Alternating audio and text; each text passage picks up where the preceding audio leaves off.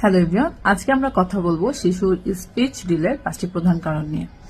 কেন আজকাল এত বেশি স্পিচ ডিলে দেখা যায় ম্যাক্সিমাম বাচ্চাদের স্পিচ ডিলে হচ্ছে। এটার কিছু কারণ কি এবং এগুলো নিয়ে আজকে আমরা আলোচনা করব।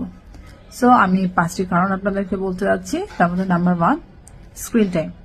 বাচ্চাদেরকে যদি আপনারা 0 থেকে 2 বছরের মধ্যে অতিরিক্ত স্ক্রিন টাইম দিয়ে দেন, আপনারা ভাবছেন বাচ্চা শান্ত আছে, আমার কাজ করতে ইজি হচ্ছে বা হা করে খাবারটা খেয়ে দিচ্ছে, আমার জন্য সহজ হচ্ছে, কিন্তু আপনার এই সহজ জীবনযাপন লিড করতে গিয়ে বাচ্চাটার ক্ষতি হয়ে যাচ্ছে। সো স্ক্রিন টাইম, এটা গবেষণায় দেখা গিয়েছে বাচ্চাকে অতিরিক্ত 1 ঘন্টা স্ক্রিন টাইম দেওয়া হলেও প্রায় 49% স্পিচ ডিলে হওয়ার প্রবণতা বাড়ে।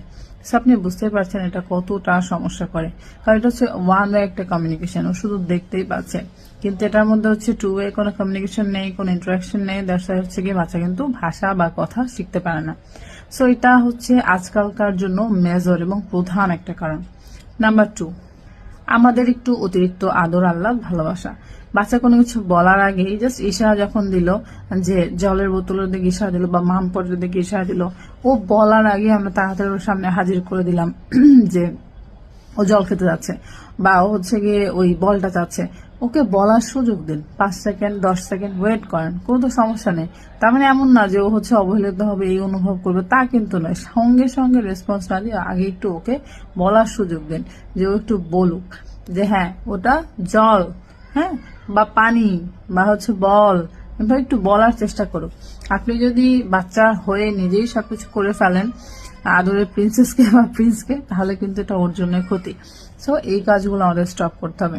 নাম্বার 3, ডেভেলপমেন্ট টাইম না দেয়া। মানে আমি এটাকে অনেক বেশি হাইলাইট করতে চাই এই জন্যই যে আপনি যখন বাচ্চাকে পারফেক্ট একটা মানে ওর মতো করে টাইম দেন, যেটাকে আমরা ডেভেলপমেন্ট টাইম বলে থাকি বা যেটাকে আমরা কোয়ালিটি টাইম বলি, প্যারেন্টসদের সাথে কাটানো হয়, ওই টাইমটা যদি বাচ্চা না পায়, ধর আজকালকার নিউক্লিয়ার ফ্যামিলিতে এমনি সবাই খুবই ব্যস্ত থাকে, বাবা মা দুজনেই হচ্ছে জবলদার হয়, ম্যাক্সিমাম ক্ষেত্রে দেখা যায় বাচ্চা তার নানি দাদি অথবা হচ্ছে গিয়ে কাজের লোকের কাছে বড় হচ্ছে। সেক্ষেত্রে আপনি এসে যদি ওকে ওইরকম 15-20 মিনিট বা 25 মিনিট টাইম একদম ফুল বিন্দাস মোড়ে না দেন, তারপরে নিজে থেকে ছোট ছোট ওয়ার্ড এগুলো না বলান, না প্র্যাকটিস করেন, সেক্ষেত্রে কিন্তু স্পিচ ডিলে হয়। Number 4, nuclear family. আগে সবাই হচ্ছে যৌথ একটা পরিবার থাকতো, নানি দাদি ভাই বোন বা চাচা মামা খালু এগুলো আর কি একসাথেই থাকতো। সো একসাথে থাকার ফলে বাচ্চা বেশি বেশি কথা শুনতো, কথা শেখার সুযোগটা অনেক বেশি ছিল।